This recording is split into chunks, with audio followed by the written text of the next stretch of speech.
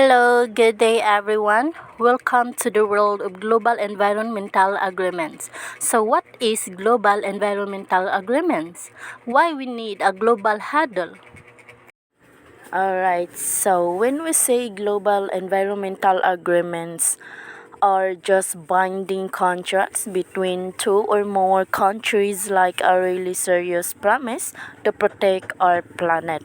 And also, global environmental agreements, also known as multilateral environmental agreements, are legally binding treaties, conventions, or protocols between three or more sovereign nations designed to address a shared global or regional environmental problems.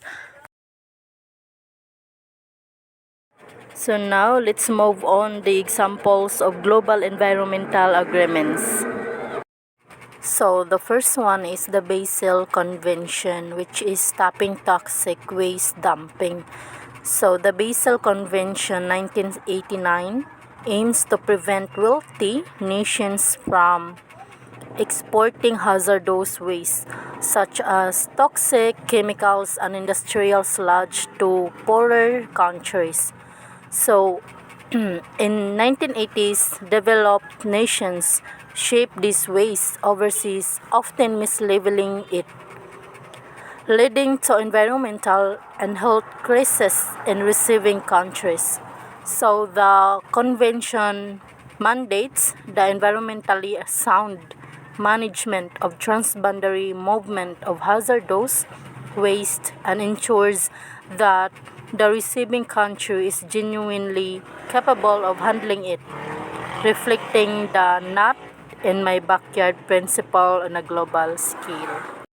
So the second one is the Kyoto Protocol, which is initial steps on climate change. So the Kyoto Protocol 1997 was the first major international efforts to address climate change by reducing greenhouse gas emissions like carbon dioxide. So it recognized the historical responsibility of developed countries by assigning them mandatory emission reduction targets, an average of 5% below 1990 levels. So developing countries had no mandatory cuts but participated through projects funded by richer nations.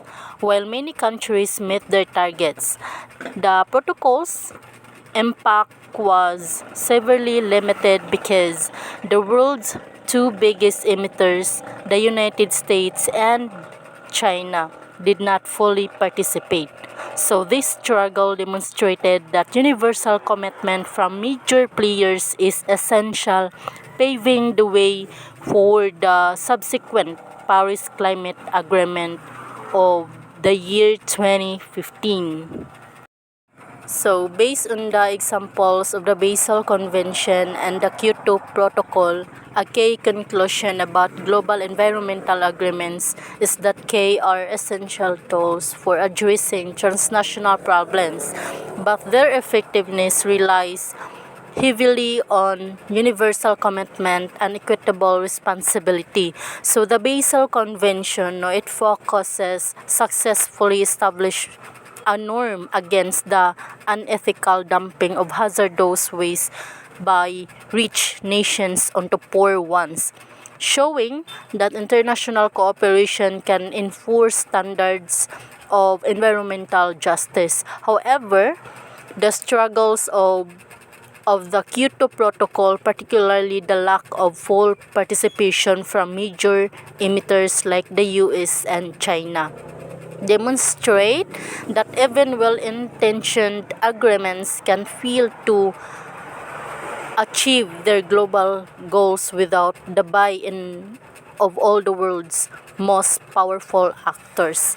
Ultimately, these agreements highlight the difficult balance in global environmental policy between historical responsibility, economic development, and the collective actions needed to protect a shared planet.